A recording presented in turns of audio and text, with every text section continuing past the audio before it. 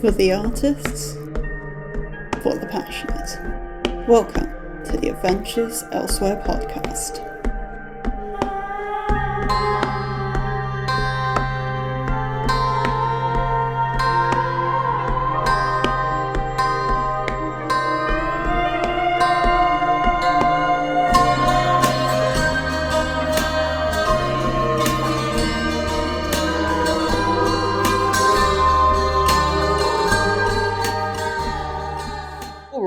Hello everyone and welcome back to the Adventures Elsewhere podcast, or welcome if it's your first time. I am your host Jade Black, and today I am doing another interview. Could you introduce yourself please? Yes, I think I can do that. My name is Willie Handler, and I am an author of both fiction and non-fiction books, and I live in Toronto, Canada. Yeah, it's so great to have you on, just have this variety on the podcast. This is a book that I've been really interested in once I heard about it. I thought, oh, this is just something that's really different and a really good... Could you introduce your book, please? My most recent book is nonfiction. It is actually a memoir. It is called Out from the Shadows, Growing Up with Holocaust Survivor Parents, and that itself says it all. It is a how should I put it? It's kind of it became very much a passion project. It was 4 years in the making, actually. So I'm quite excited about getting this out in the world, and Amazon's already starting to deliver some copies. So. Oh wow, really? Hearing what people have to say about it. So, it's 4 years in the making for a memoir. I'm actually surprised it was that quick. That seems really quick for a memoir to me. Is it? I'm not sure. Well, that could be the case. I put a lot of hours into it. It was a project I started during the pandemic lockdown. So to speak, I had lots of time to work on it, and so maybe the whole process was sort of shortened as a result. But I did a tremendous amount of research. I probably should explain why I had to do research. My parents, of course, as the title indicates, were Holocaust survivors, but they were very reluctant to speak about their experiences, and particularly my father, who was quite traumatized by this experience. And as a result, when I started writing this, they were no longer alive, and I realized I didn't really know that much about their story, so that set me off on a hunt for information that basically took close to 2 years. So what do you think was one of the most interesting things you learned in this 2 years of research? Well, interesting probably is not the word. It's probably more shocking. Yeah, that's fair. Yeah, that would be describe it more. Most. It's a bit of a story, but my father, when he did talk about, my father had a lot of grief. He lost a lot of family members. In addition, a wife and a child. Oh wow! Yeah, and I remember when I was doing the research, I came across a registration card that's preserved in an German archive that is a registration card for one of the concentration camps that he was interned in.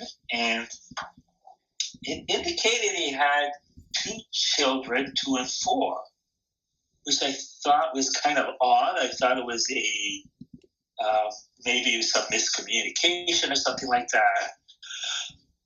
And so I was really confused about his daughter's age because I wasn't sure when she was born. Or in fact, I wasn't even sure when he was married because, again, he never really mentioned it. And there's this database. He's from Poland, and there's this database that has been posting archived Polish records. And in Poland, they have these registration books. At least at the time, I don't know. I'm not sure how they do it today, where they register all births, deaths, and marriages. And it's like, it's just like it looks like a journal. And so I wrote away asking for a search for marriage of birth records with my dad's name on it. Right. And I got back his marriage registration and registration for 2 daughters, and I was absolutely shocked. I had no idea. My mother did not even know. Oh, really? Yeah, no one knew at all. 2 years ago, I went to Poland, sort of finalize some of the research, and I went to the town where he was living to get those records, to get physical copies. I always thought that maybe he did not know that his wife was pregnant because he had been deported and had another child. There was all kinds of different scenarios that popped in my mind. And so when I got to the town and they pulled out the archive records, on both of those birth registrations, my father had signed them. So he obviously knew. So I've kind of I sort of rationalized what happened is that he suffered so much trauma from his experience that he actually buried the memory of his youngest daughter. I mean, that is quite the story, to say the least. Yeah, it certainly is. Yeah. And, there were other little surprises, but that was, wow, that really floored me. Yeah, I mean, I guess for you, that's finding out that effectively you had 2 sisters you never knew about. No, and one of them I literally did not know about because he never even mentioned her name. Yeah, I mean, I'm sure that's just, that story like that is the tip of the iceberg of all of this research. I mean, given how horribly long that whole period was and that people didn't talk about it at all. No, not really. That's why I'm really interested and invested in this book, because there are so many stories from that sort of time period that have the risk of dying with the people who lived through it. So having, records out there, I think is really important. It is, that's the kind of evidence you need that what happened did happen. And the approach I took to writing the memoir was it's not your traditional type of memoir. It's kind of I call it an investigative memoir because of the amount of research that I had to do, and which I sort of spell out in the book as well, how I approached it. But as well, when I wrote it, it's kind of like a bit of a historical piece. Because to be honest, not everyone is that well versed on the Holocaust. And so I've vetted my family into the sort of the backstory of the entire war. Right, I see. That's really good to have all that context there, I think. I think it really helps drive everything home, for want of a better phrase. It sort of grounds it a bit. Yes, I think it worked well. And then there's this section on the book of a good chunk of it is about my childhood as well and growing up with my parents and how my upbringing might not be what you would call traditional. And as well, there's a whole section on generational trauma or inherited trauma, because one of the things that happens when you're traumatized is that there can be chemical changes to your chromosomes. And so that trauma that occurs is imprinted on your genes and can be passed down to your children and grandchildren. And so there's a portion of the book that just sort of talks about myself and just about the entire phenomenon. Oh, I had no idea that was a thing.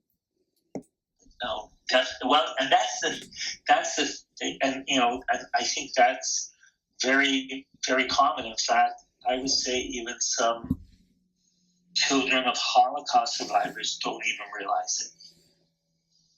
I think generational trauma is something that's only recently being talked about. Like, as in, like, the past handful of years. It's the only time I've seen it talked about. I would say it goes back a little farther. I think I talked about I think in the 70s. But I think it's really sort of started to pick up a lot of steam. The first book I ever read about it, and where I was, where I sort of became enlightened, so to speak, was in 1979. This social worker in New York, who was also a child of Holocaust survivors, she went around the world and researched children of Holocaust survivors, and wrote a book about it, and it's called Children of the Holocaust or something like that. And she did an excellent job documenting. Generational trauma is not unique to children of Holocaust survivors. It's the group I'm most familiar with. But any group or community that's been traumatized, there is quite possible that they can pass on that trauma to their children. And so that could be American blacks who have ancestors for several generations were slaves. It can be all different. It can be survivors from war. You look at the veterans who come back from wars; they're traumatized, and it's quite easy for them to pass on that trauma as well. Yeah, it's something I'm glad is being talked about more, and there's more awareness being raised around all of that. Right, and when we get into my future project, I can talk about that a little bit more. I am really interested to see where you go in the future, because previously you've been known as a comedy writer. So this is a really big sort of sidestep for you, I think. Is that right? It is. So I tell people I had a career in government where I did policy work and wrote extensive research papers, position papers, white papers, so on and so forth. And so that's really nonfiction. It's technical writing at times. But that's where I really developed my writing style. So writing nonfiction is really sort of almost going back to my roots. But yes, I can do all kinds of writing. One of my last sort of comedy book was also it's actually black humor. It's actually a thriller. And it was just something that I wanted to try. I love that, though, that you try all these different things. I really love that. Yeah, I don't want to be pigeonholed, and I like to try.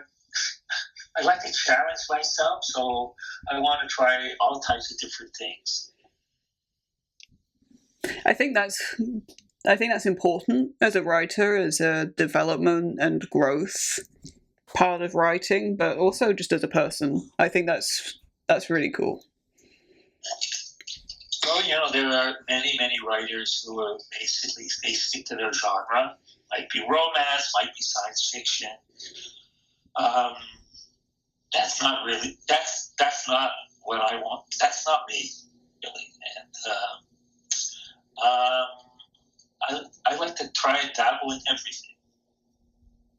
Yeah, I'm the same. Like, I have the genres that I do more in, so I generally stick more to thriller and thriller subgenres. But I do like to dabble in other things, and I find it's just fun, if nothing else. And I've actually gotten a couple of publishing opportunities with a couple of pieces as well, so it all matters. That's good. I feel if I just keep writing in the same genre, sort of get into a rut. Yeah, I think there is a danger of that, for sure. But people are happy to be in that rut. Many writers. They write series and so on and so forth, but I don't think I could ever write a series. No, series is a very particular thing. One thing I wanted to talk about with your memoir was the title of this, because I thought it was actually a really clever one. The title? Yeah. Yeah. The title changed several times as I was writing it, and it finally sort of came to me, maybe because one of the things I have not mentioned yet is writing this book was, best way to describe it is it was a bit of a journey, so to speak. And when I sat down to write it, I approached it like every other book I'd ever written. But it just didn't work out that way. And it was really transformational. And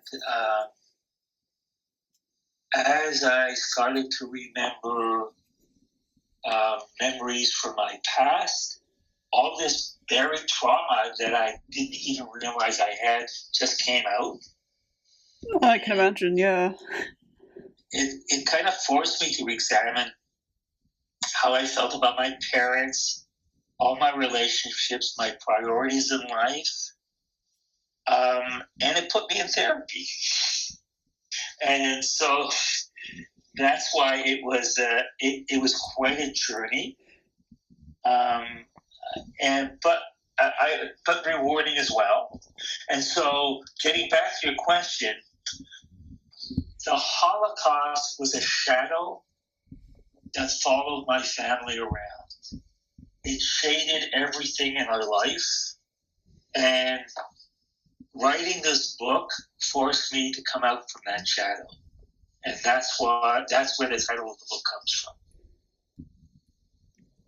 Yeah, I thought it was something along those lines, but it's also bringing all of those stories that we sort of touched on earlier, bringing all those stories to light and bringing those out from the shadows with it. And I really like that whole metaphor, and I like the word choice with that a lot. Yeah, it kind of worked. It also works really nicely with your cover art. Could you tell me more about that? Yes. I bounced around a lot of ideas, and literally in the last minute when my publisher said, "What are you doing about the cover?" I said, "Let me think about it." I was actually going to have an old photo of my parents on the cover. And I decided, that's not what I wanted. And the cover is actually, when I went to Poland, I visited where my family lived, the war broke out. And I visited the apartment building where my grandparents lived, and it's still there. And I took several photos of it. I took one of those photos and I put it through filters and came up with this look, which appears as if you're viewing it through broken shards of glass. Yeah, it is a really interesting cover for the listeners who haven't seen it. I advise you go and search it out so you can really see it. But I wanted to touch on really quickly that I'm just kind of shocked that building's still there. Well, they're kind of like, they're apartment buildings, almost like tenements, and they're still, actually, they were, how old are they? They're about 90 years old. So they're not, for European standards, that's not real old. No, not really.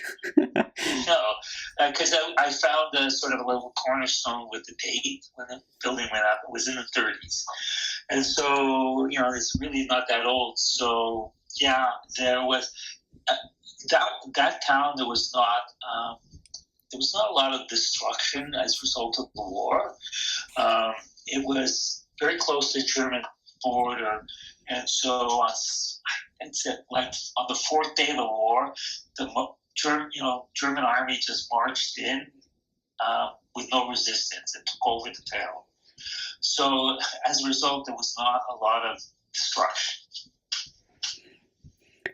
And in a way, that's it's sort of nice that the history before then is preserved, but the darker side of that history being preserved is pretty hard to ignore. Yeah, no, really, and there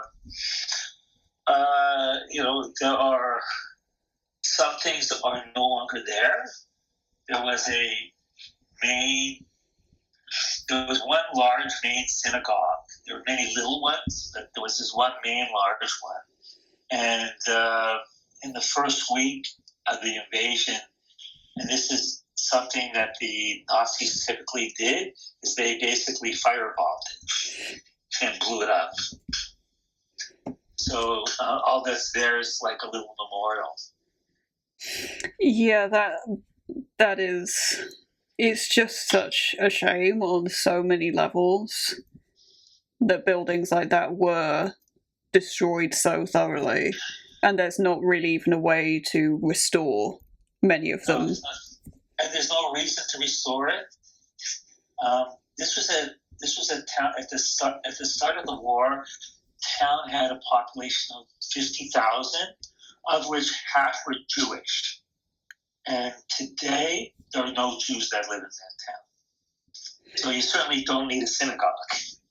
Yeah, it would sort of be nice to have it just as a museum, like sort of to tell the heritage of it, but yeah. Interesting enough, there are, when I was in Poland, I did tour around a little bit, and there are, in the city of Krakow, there's only one active synagogue because there are some Jews living in Krakow, but some of them are museums, but the community couldn't afford to maintain the buildings. They were in bad shape, and so they were forced to sell them.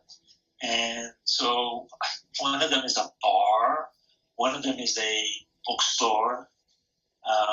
In another town, there was an electrical store. I went to the town that my grandmother was born, and that town had a beautiful Renaissance era synagogue. It was built in the 1500s. Oh wow! And it's a museum. So, and it was restored. There's probably, I can't remember the number. Maybe there were like 1,400 synagogues in Poland before the war. There's about 100 structures still that exist. but only a small number are being used as synagogues. I mean, the numbers are just staggering. No matter how many times you hear them, it's still shocking to this day. Yeah.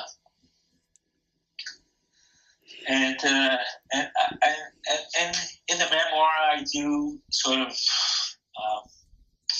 talk about visiting my family's hometown, also visiting Auschwitz. Not a pleasant experience. No, I can imagine. I think everybody should have an opportunity to see, just to see what humanity is capable of in its darkest period. I think there's a lot to be learned from experiences like that for everyone, no matter what your walk of life has been. I think there's a sort of odd unity in stuff like that. Yeah, for sure. It's very moving. I know a lot of people who just tell me they could not possibly visit. It's just too overpowering. Yeah, I can imagine that would be the case for a lot of people, no matter how closely tied you are to these things. It's just a lot. But surprisingly, they receive, I think, something like 2 million visitors a year. I'm in ways surprised it's not higher, but that is quite impressive. Well, there's nothing like it around in the area, so it's not like it's in the suburbs of Warsaw or something like that. It is several hours, probably about 2.5 hour drive from Warsaw or something like that. Yeah, so not the easiest to get to then, actually. No, it's not actually. That I did not know. Do you have a snippet prepared from your memoir to read out today? I do have a snippet. I'm going to read. Let me see. I'm going to read the first part of the foreword. Give you a little. I think it would give a taste of what this book is like. I can start now. Yeah, go ahead. My father killed himself. What a great way to start. It's not something that I tend to openly speak about outside the family.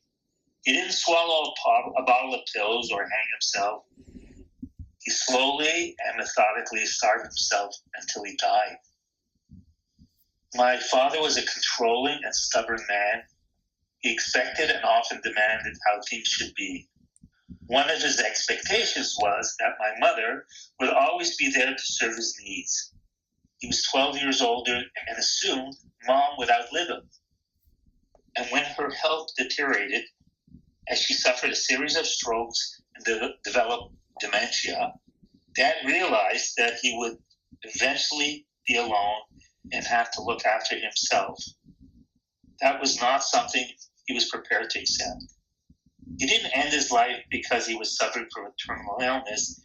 He just decided the road ahead wasn't to his liking. Aside from the way he died, what I remember about his death was feeling relief, not sadness. He was a difficult person to live with, and now I was free from that burden. Still, it took me quite some time to come to terms with how my father decided to die. Was the suffering he experienced in the last 3 months better than life he would have had in front of him? I suppose there was only so much change in one's life that could be endured, and he was at the point where he had had enough. It seemed like a prolonged and painful way to die, but hunger was not something new to him. He survived over 5 years in a ghetto, labor camps, concentration camps, on starvation diets. The irony was not lost on me. We were constantly reminded about the Holocaust. Finish your dinner. We didn't have food like this in the camps. I learned as an adult that this was a common theme within homes of Holocaust survivors. With a regular diet of wartime stories, oblique references to horrible events, and reminders about the Holocaust, it was not hard to start thinking like a survivor. We were told stories bit by bit. I'm not sure how old I was when I was told about the Holocaust, but I was quite young. I had nightmares. My entire life could be triggered by stress. In one dream, soldiers are banging on their door late at night to take us away. In another, I'm being chased by strangers and looking for somewhere to hide. In a third one, I'm in a large shower room with others, and gas begins to come out of the shower heads. People panic, and they're screaming. When the topic of the Holocaust was raised at home, it was never explained at a level appropriate for young children. These stories were distressing. Who wants to hear about parents having experienced horrible abuse?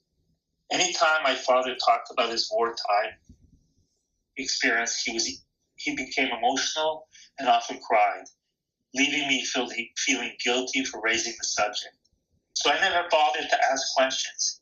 It wasn't worth the grief that they created. Now I have regrets. I knew some details, while I should have gotten the full story. What were your parents like? What did your mother like to cook? How did you celebrate the holidays? What was your bar mitzvah like? What was it like growing up in a small Jewish community in Eastern Europe? Now it's too late. Not knowing much about my family's history became both an incentive and a disincentive in writing my memoir. I was concerned that I wouldn't be able to find enough information. Early on, I considered abandoning the project, but at a certain point, I went from being curious to full-fledged obsessed. The more I uncovered, the more I wanted to learn. I was always reluctant to write a memoir, but my wife kept insisting that I should. I'm not a historian. Who am I to write a Holocaust-themed book? There are already thousands of books about the Holocaust. Does the world really need another one? What ultimately cemented my resolve was the lawless band of conspirators that attacked the Capitol Hill on January 6, 2021.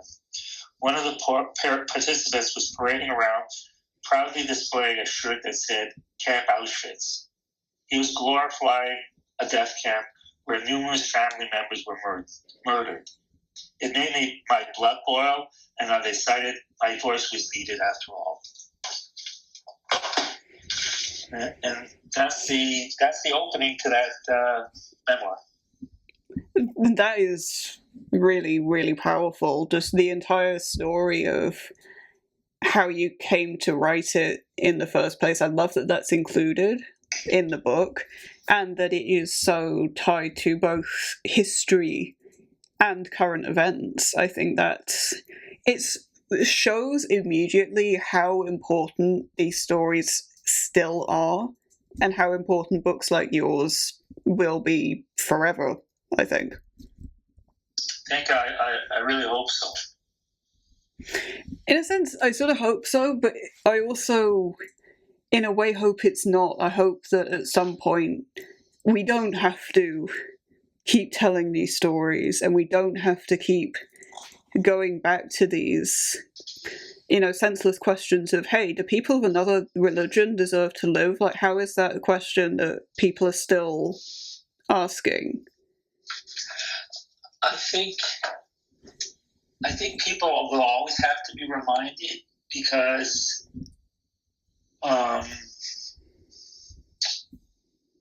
humanity can really go off the rails, and it can happen at any time. And people need to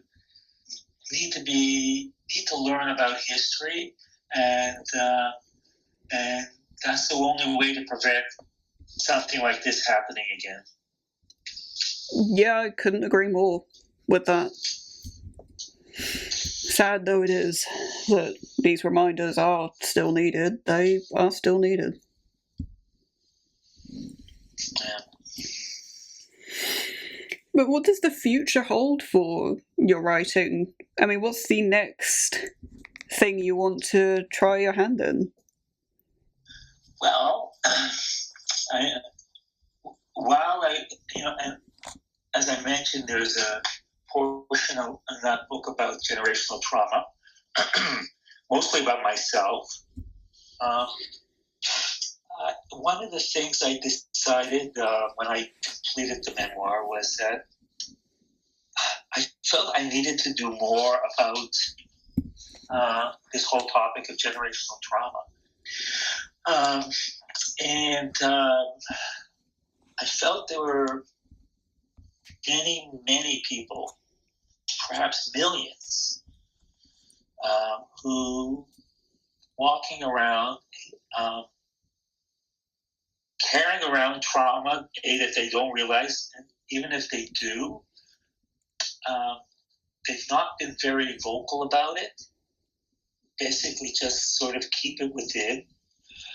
So I thought I would start doing research on this whole issue of generational trauma, children and grandchildren of survivors. And I began interviewing earlier this year. I actually wrapped up the interviews in the last week or so. I interviewed 93 people. Oh, wow. And it was 7 months of work. And what I found was, and I'm still just sort of processing all those interviews and trying to figure out how to put together in a book. But what I plan to do is write a book that identifies common threads within this community. And although every story people told me about their upbringing and their parents' experience is unique and different, there's a lot of commonality that I saw. And what I plan to do is write a book using quoting the actual people that I've interviewed to illustrate how these common threads sort of flow through the community of descendants of survivors. Some of the interesting things that I also found was that many of these people, some people actually told me that I was the first person they'd ever told their whole story to. Really? Yes. So it dawned on me that through this book, I'm giving them a voice, and that those who have not really connected with others like them, a vehicle in which they can sort of feel that they're part of community and that they're not alone and they're not the only ones feeling the way they do. But I have big expectations for this book.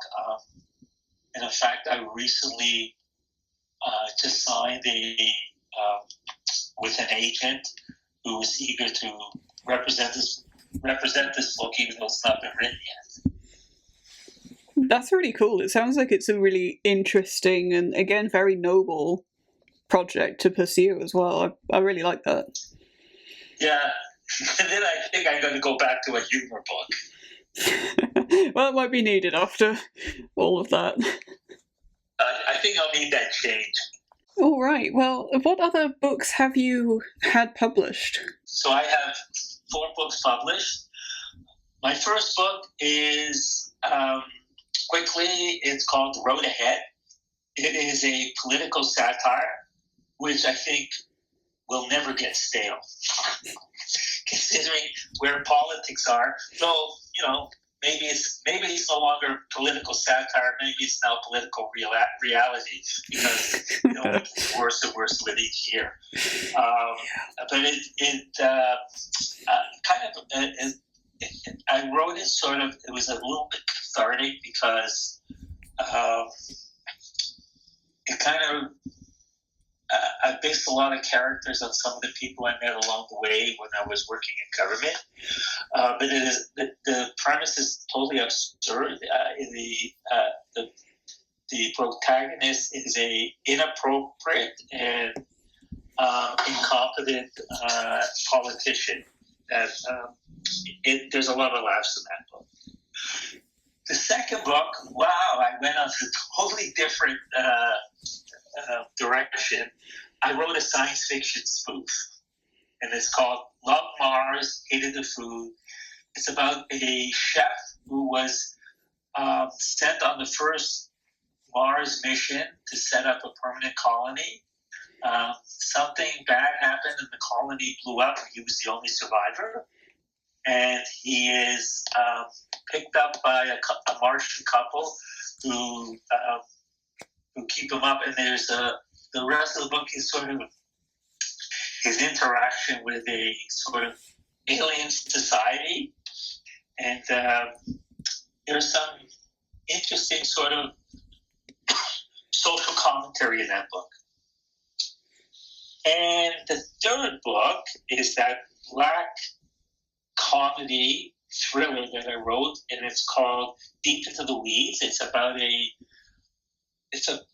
dairy farmer who is not doing well and about to lose his farm, and in order to save the family farm, decides to switch to growing marijuana.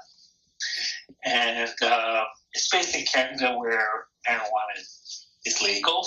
So what he's doing isn't illegal. However, he does along the way start doing things that are not legal. Anyways, and it is a wonderful cast of characters in that book. And the fourth book is the memoir. Oh, that's just amazing variety that you have. I really love that.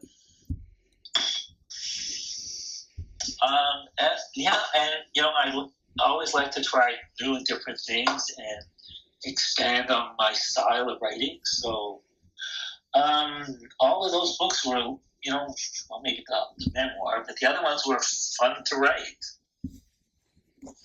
So if people want to stay up to date on what your latest writing adventure is, where should they find you? I have a website and blog. It's williehandler.com. And Willie is spelled Willie. Handler, of course, is spelled Handler. I'm on Twitter, quite active, maybe too active. Yeah, I feel that. Yeah. And you just search for Willie Handler as well. And you'll find me on Instagram and Facebook. So there you have it. And in each case, if you look for Willie Handler, you'll find me. I have a monthly newsletter that people can sign up for to keep up to date on my projects. And there's a sign-up pop-up window on my website. And, of course, if you want to see my books, they're on Amazon. So you're everywhere doing all the things, really. I'm everywhere. I will talk to dogs walking down the street. Maybe sometimes their owners. I will stop the dog. Do you read? And usually they don't. But it's been great having you on. This has been a really interesting interview, something that's very different, and yeah, it's been really great having you on. Thanks for being here. Thank you. I appreciate being on. If you're looking to find me elsewhere, I am just about everywhere, doing everything. Instagram, Twitter, Pinterest, and Blue Sky. I'm either JadeBlack21 or Jade_Black21. You'll find me pretty easily. It's the same profile picture across everything. And if you are looking to be interviewed, please do get in touch. I would love to be a part of your journey. My email is on screen. It's jade42black@gmail.com. There's no restrictions on what sort of books are in. It doesn't have to be out yet. It can be 10 years old, 20 years old, whatever you've got. Bring it in and let's see what we can do. And until next time, you have a wonderful rest of your day. Thank you for listening. If you enjoyed this episode, please consider leaving a like. It helps the channel a lot. Intro and outro music by me. Copyright J Black 2024.